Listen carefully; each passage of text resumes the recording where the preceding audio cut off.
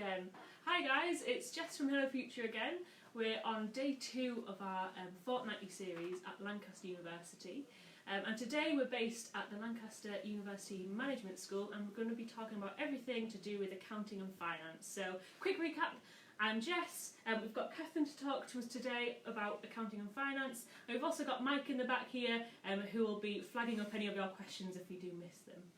So do send your questions in, but as a quick introduction, Catherine, would you like to tell us a bit about yourself and your role here? Yeah, so I'm Catherine and I'm the admissions tutor for accounting and finance here, and I've done that job for about 7 or 8 years.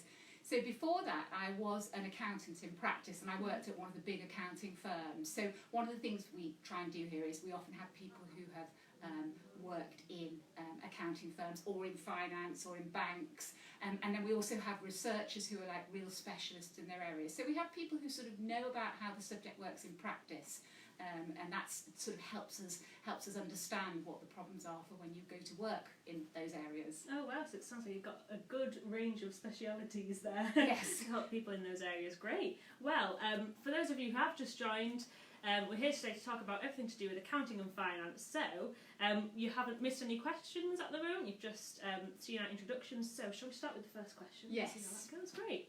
So, first up, we have the question. An interesting one. What are your previous students doing now, or what successes have previous alumni had that you've seen? So we've got so many alumni here that it's sort of, it's really exciting to see what they're going to do. So quite a lot of our students want to go and qualify as accountants. So that's sort of one strand of people.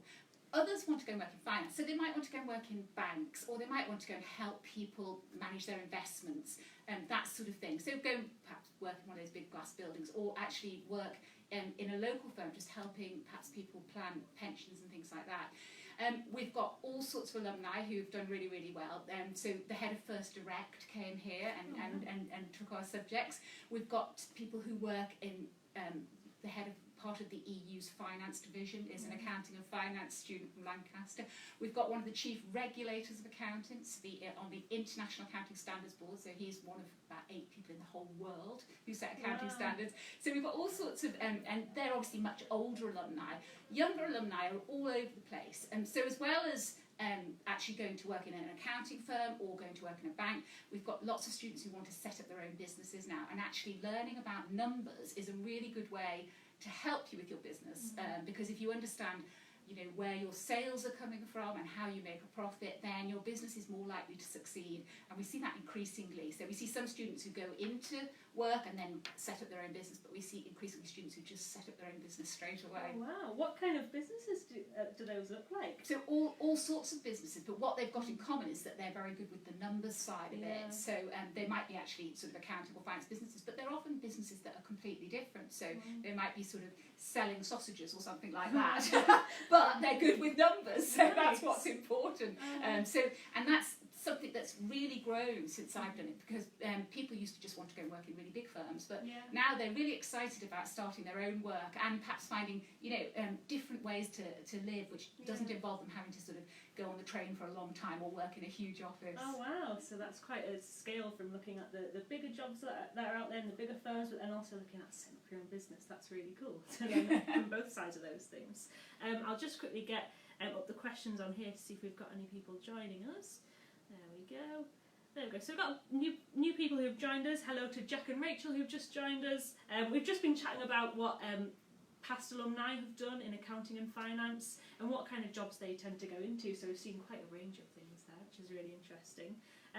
So we'll move on to the next question then. Now we've seen what students have gone on to do. Let's see what comes up next. Okay, so this is on a similar sort of line.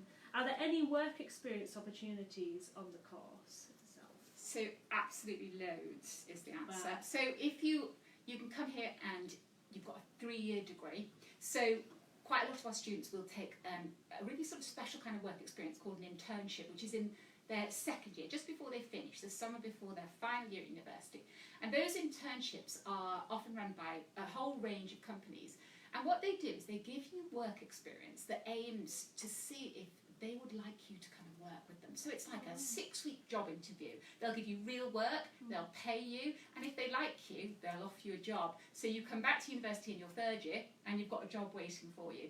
So that's a sort of what we call internship. There's also the possibility to take placements, work placements. So in that case, you extend your degree to 4 years, and you take a year out in the 3rd year, and you go work for a company. Now, all of these are paid, by the way, so you can get paid quite a good salary during that time. And the people who do a whole year placement, they're often exploring different kinds of work. So they might say to themselves, I think I'd really like to work in a big company. So they take a placement in a big company and they find out what it's really like. And that means that when they come back to university, if they liked it, great, that's what they want to go and do. If they didn't like it, they know, and they can decide what else to do. So we've got a whole range of companies. So this year, for example, we've got students at placement at car companies, Jaguar Land Rover and Aston Martin, and we've got them at places like Samsung, where you get a free phone as part of your placement. So a whole range of things like that, and companies that you may never have heard of, but actually the jobs are really interesting. So I was talking to a student the other day, and he's working for quite a small company that does holiday cottages, and since he joined, he's been part of their acquisition of 12 new holiday cottage companies. Wow. So he joined a tiny company, and he's now at a really big company. And during that year, he's helped them do their acquisitions, and that allowed him to put his studies into practice. So he is having the greatest time, and they're treating him like a graduate, and he's going to come out with so much experience, but also a really good idea.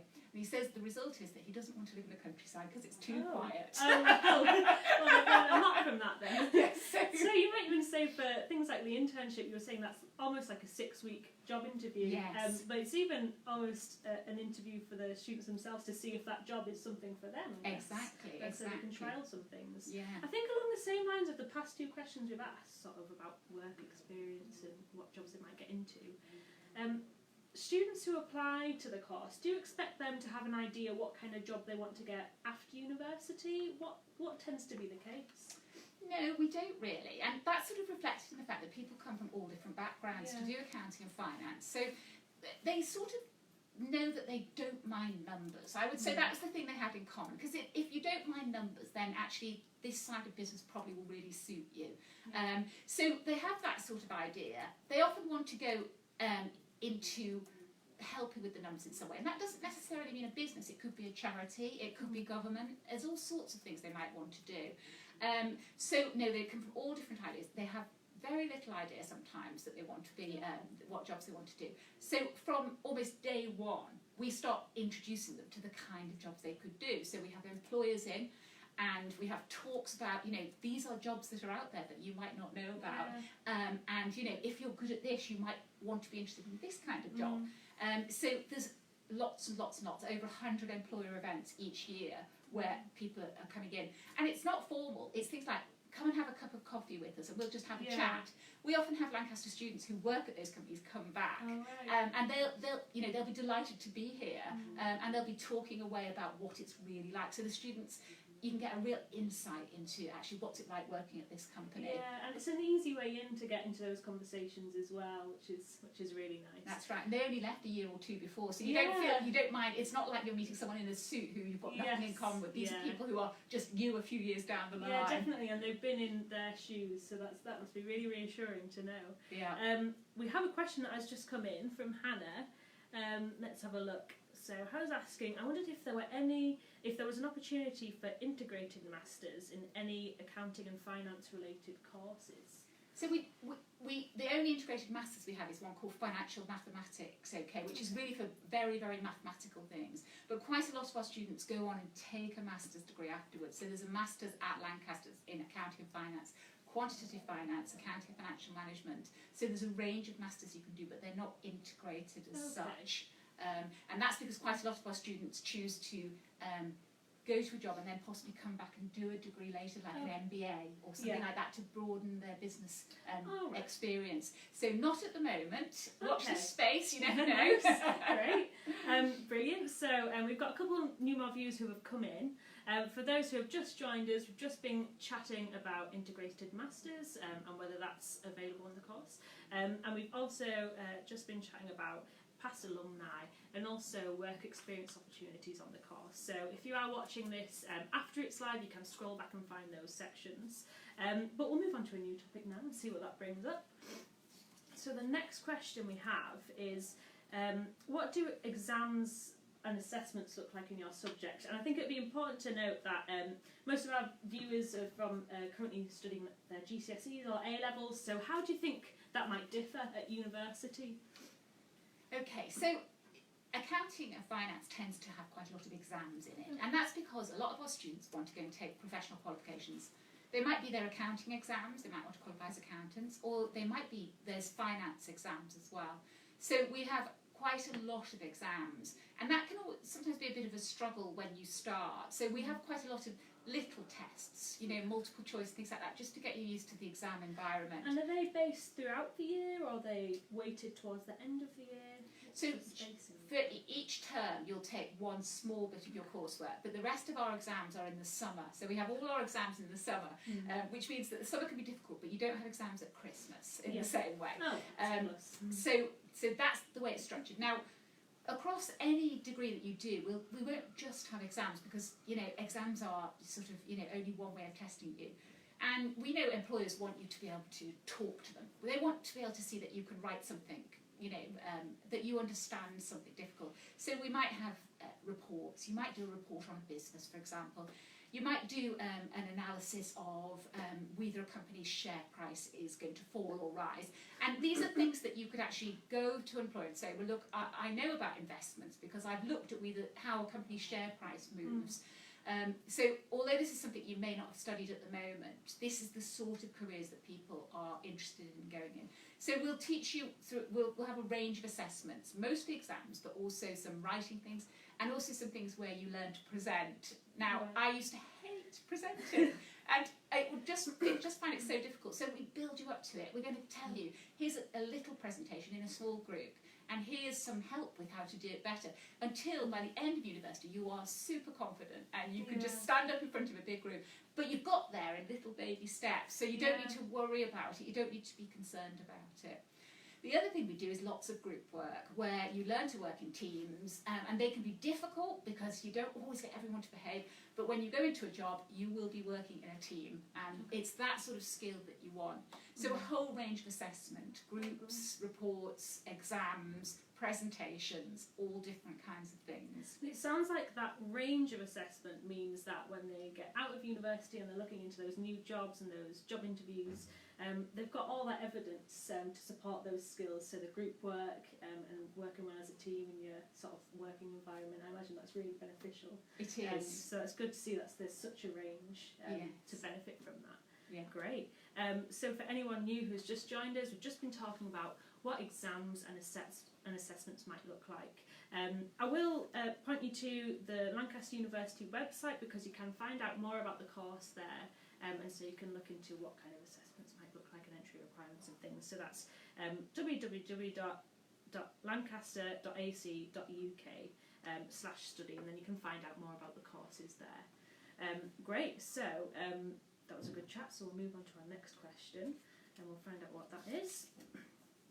So we're talking about the application process now. So how competitive is the application process to your subject, do you think? So it is quite a demanding course. So we're looking for around A levels of AAB and BTEC triple D star approximately.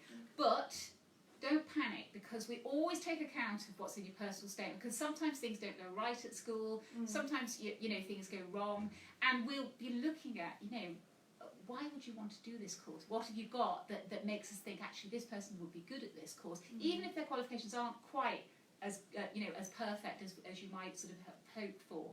So that's the sort of level we're looking at, and working towards it. Now, you don't need to have maths A level, but we do want maths GCSE at B, and that's because if you come into accounting and finance, you are going to have to not mind numbers. If you study finance, it's got a lot of maths in it, but if you study accounting, you just need to be able to add up and subtract. Oh, great. Okay, so you don't need to worry too much about it, and you'll find quite a lot of accountants are not actually that good at maths. What they're good at is communicating the maths. They're good at saying, this is what the numbers mean. So actually, you know, if you are sort of basically comfortable with numbers, but you're not a maths whiz, you could still be a very, very good accountant. And I think that's a bit of a myth that people have, that accountants are whizzes with numbers, and they're not. Yeah, that's definitely, I believe that as well. I didn't realise the difference between mathematics and it being an accountant then. Yeah. I think just adding and subtracting. Yes. So that's really interesting to hear that. Yeah, great. That was a great answer. So if you have just joined us, or if you're watching this afterwards, if you scroll back, you can find out a little bit more about the application process and you know how competitive that might be, but also what entry requirements you'll need for that. So some really good advice there about GCSEs and what subjects you'll need. Just sort of following on from that question, you were talking about the personal statements there. I think an interesting thing to ask would be, you were saying how you wanted to see students with an interest in accounting. What kind of qualities is it you're looking for? What do you think adds to the subject? So I think sometimes people think that they've got to have some kind of work experience that links to accounting, and that is absolutely not true, because it's often really hard to get it. And you know, if you don't know anyone who works in an accounting firm, it's really hard to get it. So what we're looking for is something that might show that you are okay with money. Okay. So you might have been, for example, you might have worked at a bar and been responsible for the takings. You might have been at a cafe and had to add up the money at the end of the day. You might have been the treasurer in a society at school, or you might have been the fundraiser where you've had to actually make a record of the money that's coming in, things like that. And that to us would show that you were basically comfortable with money and the numbers around it. It's often a sign you're quite interested in it as well, because sometimes when you're in a club, nobody wants to look after the money.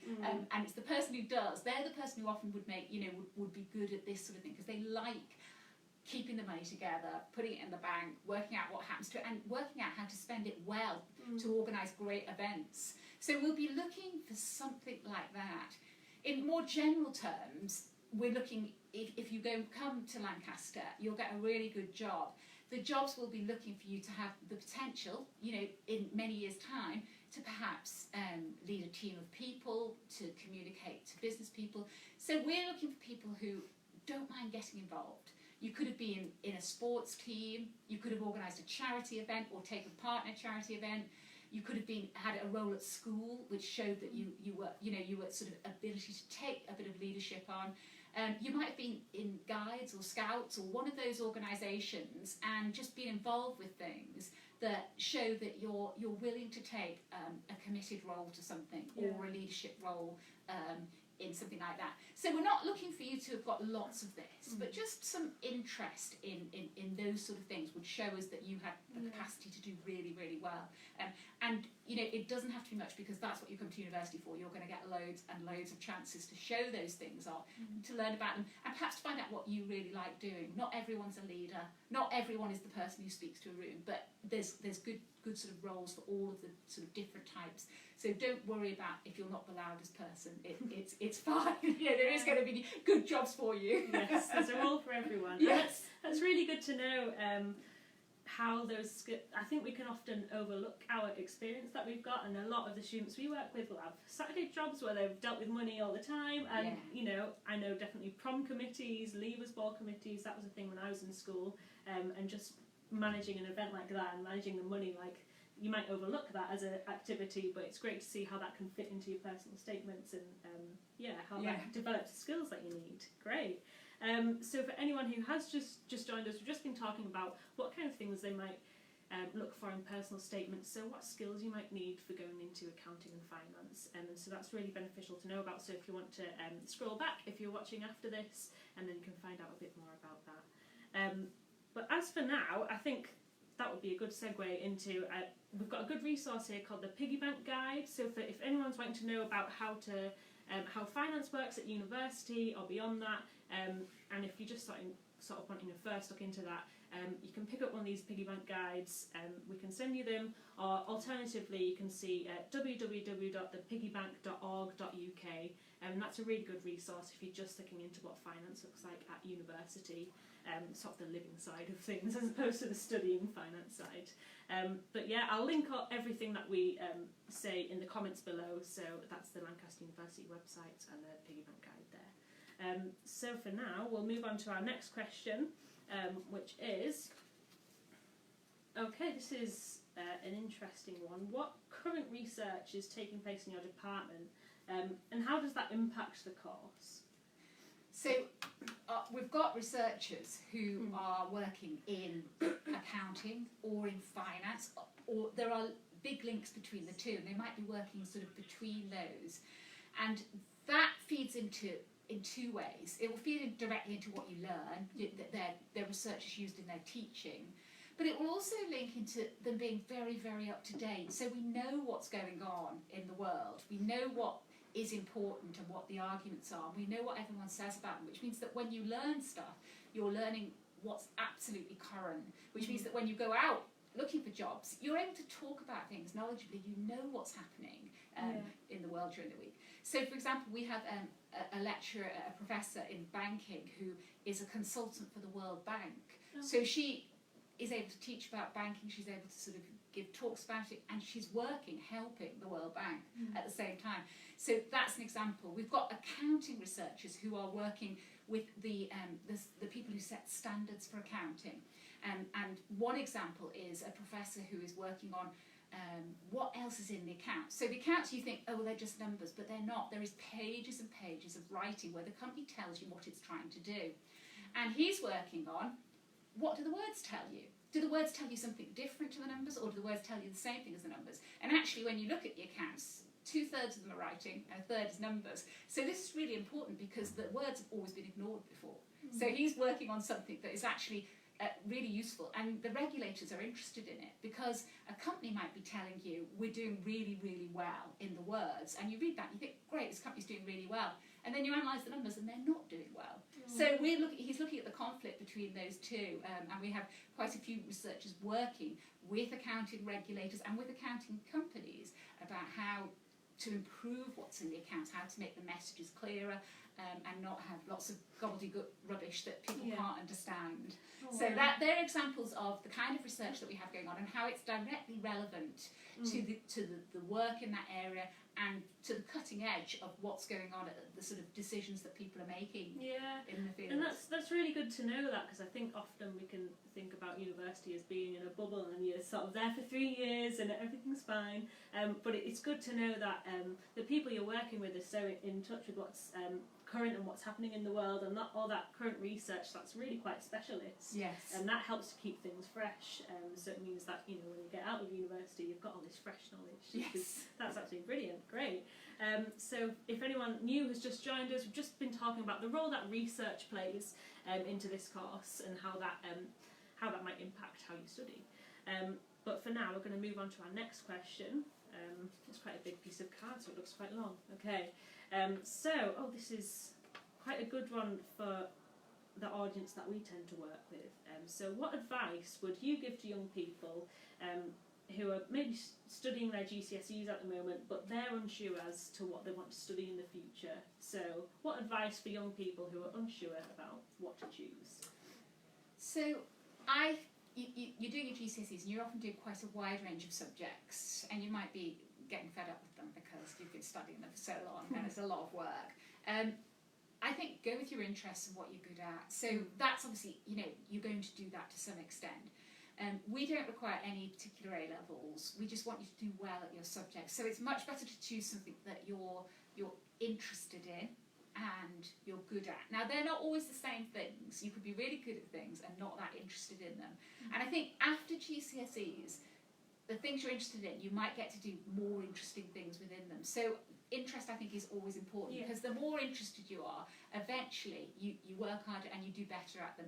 But for us, we don't really mind what you do. So I have students who've got science A-levels, I've got students who've done business B-Techs, I've got students who've done all sorts of different things, languages. They're all stuff that you could use in a business. You might be their accountant, you might look after their finance, but you know about science. So you might work in a scientific company. You might do something to do with sport. We often have students with sport A-level, and they go and run a business sports company, and it's absolutely brilliant combination of things to do. So don't abandon your interest because you think you want to do this. Do what you're interested in, and you'll thrive at it, because actually you'll want to learn more about it. The study after GCSEs is difficult, but it's often more sort of interesting in itself. Yeah, and that's good to know, because I think we can often separate our interests and think, oh, I can only focus on one thing, but to see how they can tie into one another there, that's really good to know. Something we asked yesterday, I think it would be really interesting to find out from yourself as well, is a similar question. How did you know this was a subject that you wanted to get into? Yes, so I liked maths and I wasn't very good at it. But I liked it, and I didn't do that well in my exams at it. So I sort of parked it, and I didn't actually do my degree in accounting and finance. But when I finished my degree, which was in politics, I thought, again, actually, I quite miss doing things to do with numbers, and actually, I quite enjoy that. And there's so many great careers out there in accounting and in finance.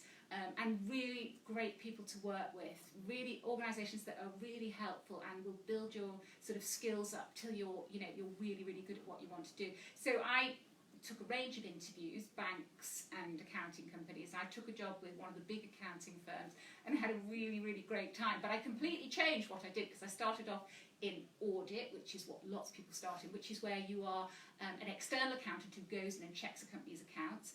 And I did that for 2 years, and after 2 years I changed to do tax, which is where I calculated companies' tax bills. And actually, although that sounds like it's not so exciting, it was really great, because I worked with all different types of companies which had all different sort of they were all international, and they had all different sort of tax schemes, and sometimes they were bankrupt. So there was a big range of interest and quite a close involvement with them. So that range of experience is the sort of thing that's out there. And you don't have to know, you don't have to decide, but there is a lot of careers within those sort of companies. You might end up doing something completely different, and I'm sure if you talk to our alumni, a lot of them are not doing what they thought they'd do when they started, but actually they've got into work, they've had a go, and they've built their skills up, and they've decided that they're really good at something else, and they've moved on to it, and there are lots of them doing really exciting jobs, lots of them working all over the world. A whole range of companies, a whole different types of jobs, and just really enthusiastic about it. Yeah, and I think that's the thing that I found with just a lot of people, is that they often start out doing one thing, but years down the line, when you see what they've gone on to do, they maybe didn't imagine it at the beginning. Exactly. And when I was younger, I didn't know that this job existed without a future, so it's crazy to see where it leads to. Yeah. And that's why that range of experiences that you had is so important, because you're trying new things and you're picking up all these skills on the way, which is really cool. Yeah. And it's good to know that that's in store for everyone. Great. So another thing I think I'd like to mention, just as a quick break now, would be that Lancaster University do have some open days coming up. So they've got open days coming up on the 29th of June, the 13th of July, and then they've got 2 in September, so on the 7th and 14th. So if you'd like an opportunity to come and check out the university yourself, or come and check out the management school, which is really cool, you can come along on those days and sign up to them. And you can also see what other courses are there for you, and come and see what's happening. What would you say? Why would you tell a student to go to an open day? Why do you think they're important? Well, you can look online at everything, and all that information's there, but it doesn't really come to life until you come to the place and you meet the students. And the students are often, they're quite open. They'll tell you what they don't like as well as what they do like, and so you feel like you're getting a really fair picture. And I always think it's like the feel of it. Can I see myself here? Are these my kind of people? I think that's almost the most important decision, because there's lots of good places to study, but you won't feel as comfortable at all of them as you do at the others. And I see this a lot at open days. You see people come and they don't know anything about Lancaster. They might have come from quite a long way away, or they might have come from just down the road, but they've never been here before. And suddenly you can see them thinking, yes, I can see myself studying here, because I'm quite like that person over there, and they're a student here, and you can understand what being a student's like. It's not just about studying, although that's a big part of it. It's living with people. It's making new friends. It's trying out stuff you've not tried before. It's getting things wrong and not being too worried about it. In Lancaster, it's not much about nightclubs. That's the only thing I'd say. That might be a benefit for some, though. I think that's the weakness of Lancaster, is that the nightclubs are a bit limited. So that's what I'd say. Come along and just ask yourself, is this my kind of place? am I interested in the course, what they're offering, and can I see myself here in a year or two's time?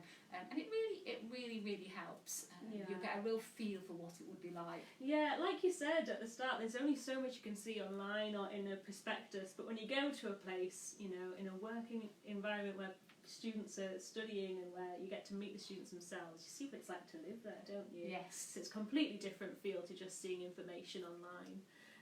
Yeah, that was a really great insight into that, thank you. So for anyone new who's just joined us, we've just been talking about the open days that are available at Lancaster, and if you are watching this afterwards, I'll put the links to the website below so you can see those dates and in a bit more detail as well. But for now, we'll move on to our next question, which is, we've covered a little bit on personal statements, but I guess I'll focus more on the end of this question. So it says, what do you look for in a personal statement, but more specifically, what activities, reading or opportunities can young people get involved in now to boost their subject interest? So I know we've chatted a bit about kind of what skills you look for, but maybe what are some things that young people could do now to explore a bit more into the accounting and finance world? So you might look at the business bit of a newspaper, and people used to tell me this, and I used to look at it and thought, I don't understand any of this. So it's like when you start reading anything that's a bit more difficult, just start little. Just look at the headlines and find a company that you've heard of. So read about Netflix, read about Apple, and just read one article, and then just try and do that regularly, and you'll start to get a feel for what the business news is about.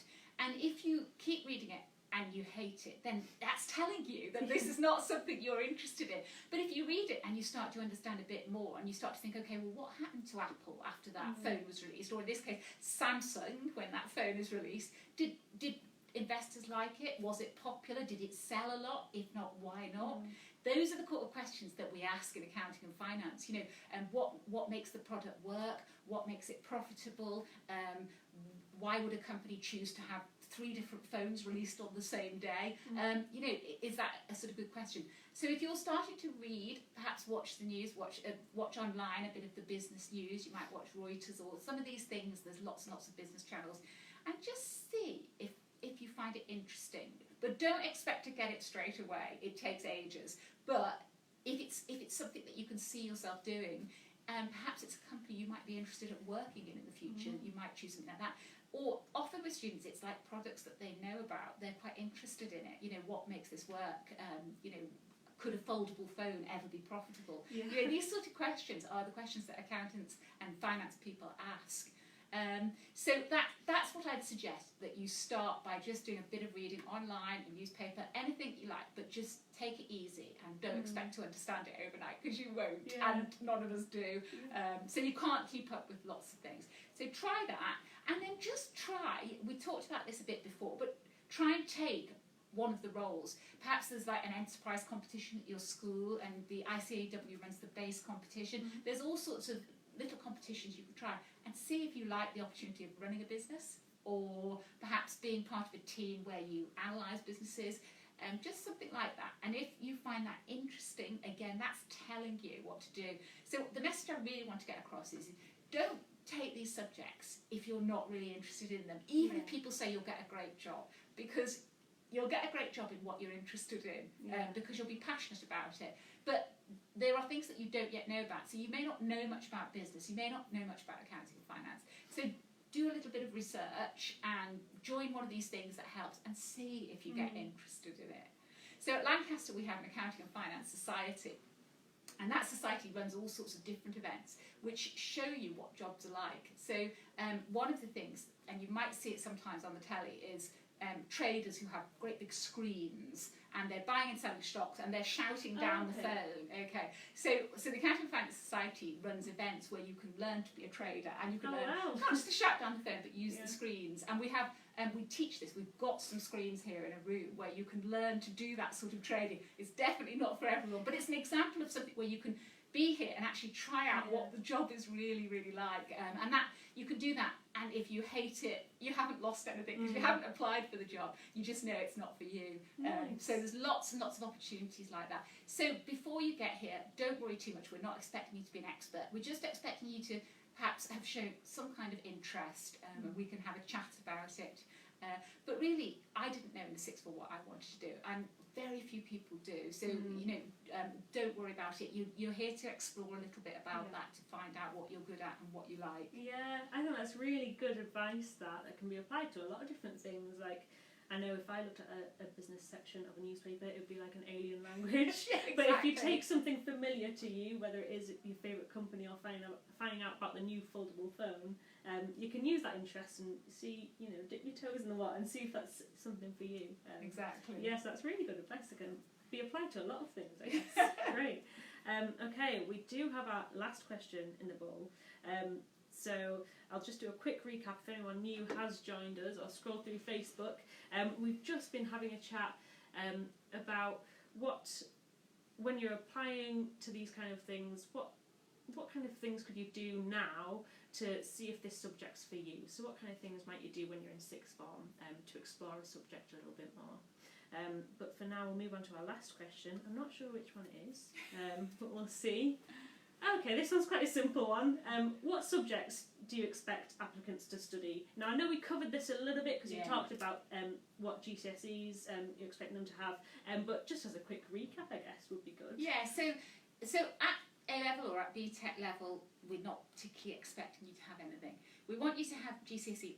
So I said grade B, but I think it's a 6. Okay. It's a 6 for grade GCSEs, and that's and that just tells us that your maths is okay. Okay, but there are other courses you can take at Lancaster in the business school which don't require that, and they're the ones which have perhaps less numbers in them. So don't be put off if that's not your thing. For your sort of A levels or your sixth form, it doesn't matter. It doesn't matter. And as I was saying before, often having some broad breadth to that. So having your sports subjects, having your art subjects, having a language, all of these things are things you can use when you get a job. Okay, because the accounting and skills and things, they could be taught as soon as you're here. You don't need to have them before you come. So don't feel you have to take business A-level or accounting A-level. Everything is taught from day one as if you've never done it before, and that's because we have students from all sorts of backgrounds. Oh, great. So there's no requirement for you to know anything about it. Great, that's really good to know, because that means that transition from your A-levels or sixth form college sort of level to university, that makes it so much easier because you're being taught from scratch, and everyone then is in the same boat. Yes, so it makes exactly. it much less intimidating. Yeah. Great. So a quick recap, we've just been chatting about what accounting and finance can expect students to study and what subjects those might look like, and the answer was brilliant, so do scroll back if you've just joined us. But yeah, that was our last question for now, and I think that's covered a lot to do with applying for the course, as well as what things you might want to look into now, and exactly what work experience you can get into whilst you're on the course as well, and what things might look like beyond. So for those who are watching this after it's live, I will put some links below in the comments so you can see everything that we've referenced here. But I'd just like to thank Cathy so much for being here. She's got so much knowledge, and so thank you for sharing. No, thank you. It's really been great, and I hope you come and visit us, because we'd be delighted to see you. Yes, do come and visit at Lancaster. There's plenty of opportunities, as I say. That will be down below. Do you have any last comments, sort of top tips that you'd like to say? Just do what you're interested in. Find what you love and just do it. And don't worry if it's a bit hard. Just carry on working towards it. And that may not be accounting and finance, but it might be. And who knows, we might be talking about you in 20 years' time as being somebody at the top of some government or business. Great, you never know, they could watch this back from then. Great, so thanks for tuning in, guys, and we'll see you tomorrow again for another Facebook Live. And thanks again to Catherine. We'll see you all now. Thank you. It's just gonna